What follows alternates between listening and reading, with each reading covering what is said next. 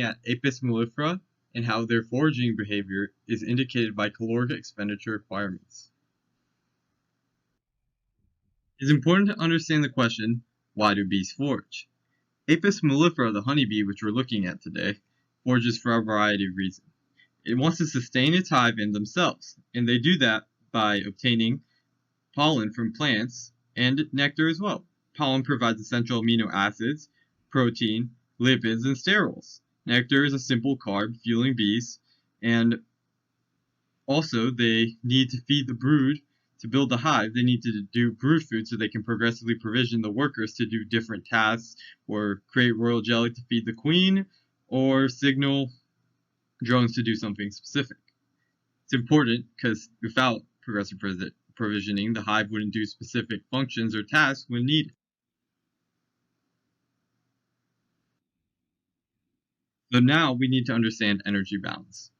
Bees have really inefficient flight because they spend a lot of time flying, have little wings on a huge body. They need to put a lot of energy into flying.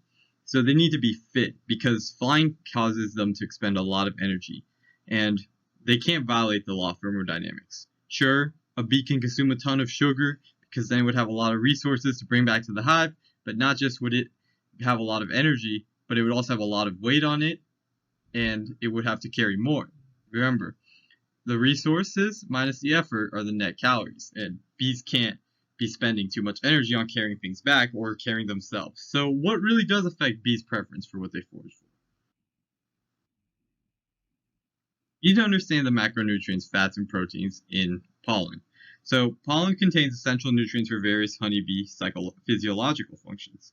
Sterols, fats, and proteins. Sterols are precursors for insect molting hormones that help maintain structural and functional integrity for protein, and also sterols act as signaling molecules for various developmental processes. A dietary source of sterols is paramount for optimal bee health in honeybees. Specific phytosterol, 24-methylcholesterol, 24-MC, resulted in the highest worker survival and longest duration of brood production. So nectar is also important to understand. It's basically bees' carb source, their energy. Bees need simple sugars from plant nectars to power their flight. In fact, there was a study which looked at the glucose content of 4 acids in bees, and it dropped a ton after bees took off in flight. So it showed that bees, to even take off, need a ton of glucose. So basically, that's why nectar is essential, so they can take off to fly and then keep flying. So they need greater nectar So basically, it's important to understand that they will probably need greater nectar concentrations because those indicate higher sugar. Higher sugar is more carbohydrate dense because more sugar is more dense in carbohydrates.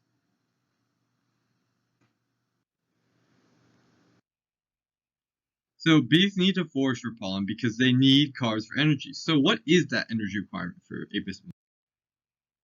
So I found a study that actually was pretty interesting. So we found first, to help us in that question, the study shows that the longer bees spend out foraging, the greater their cost in joules, which is a source of energy, almost equivalent to calories or can be converted to it.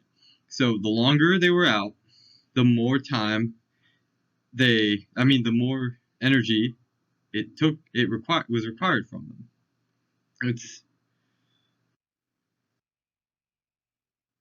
So researchers did a project to understand why bees spend energy and why they choose certain resources over others. Researchers chose to do a study where they chose a few plants and a fruit native to honeybees' environment, and they held most variables such as weather and temperature constant, and they performed this observational study in an area where honeybee was present, and they chose to focus on just few subjects so they could have more quality samples rather than quantity. They measured the bees' weight from foraging on certain resources, measured the energetic quality of each resource by sugar, and found the time spent on each resource per visit to help them answer this question. The data from the experiment showed some interesting conclusions, or some interesting observations. First, that the Riccardia flower which is one of the flowers native to the bees' environment, had the highest sugar concentration and the greatest number of visits. But the bees didn't lose any weight. Remember, it says weight change here. So what's interesting, though, however, is that with the guava, although it had a small amount of concentration of sugar, the bee's weight changed the most, possibly because they expended a lot more energy in retrieving the sugar from guava, which has a lot of fiber.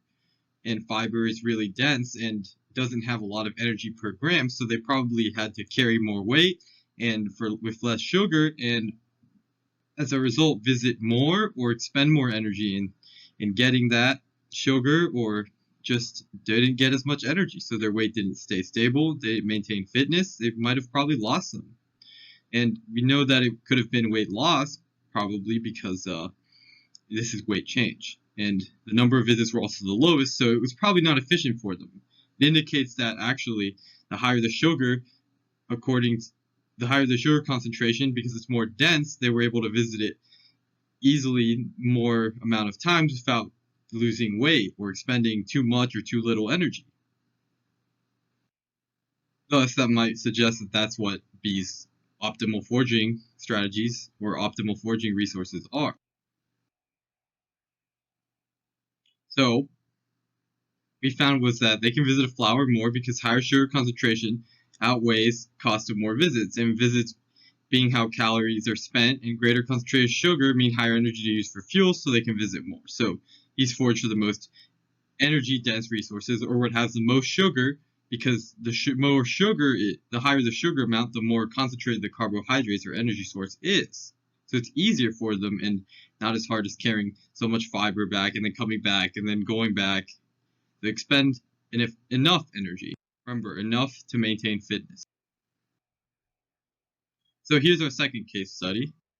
In the next study, researchers found a larger amount of flowers, and they found the amount of visits in the months of February to March and March to February. They compared many samples of data. It was found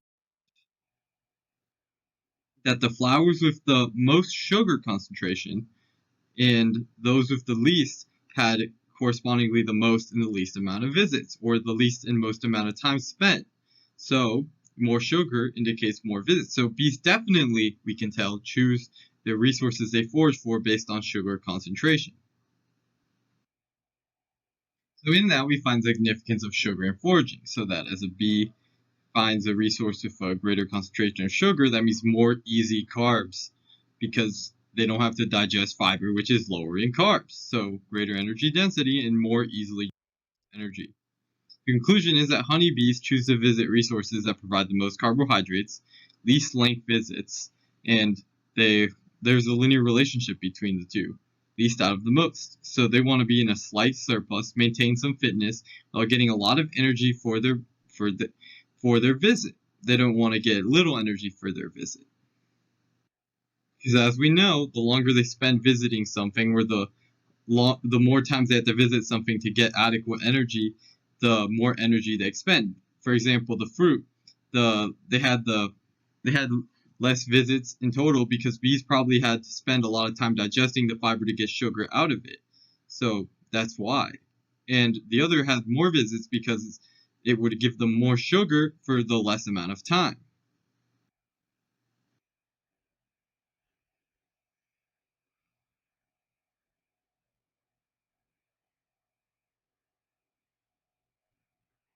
Thus, we understand the significance of why bees choose flowers that might be closer to their hive, or why they choose only a common type of flower, because it's more efficient, because they might be more used to getting a certain type of flower and they don't have to figure it out, or because that flower resides a closer distance to their hive, and it might be more efficient for them to take pollen from that flower. Like a flower's petal or stem might have a longer length, because it makes the longer length makes it easier for the bee to get the pollen, so that it can be pollinated. Plants want to be pollinated, which could be even one of the reasons why plants have, or flowering angiosperms have evolved with bees.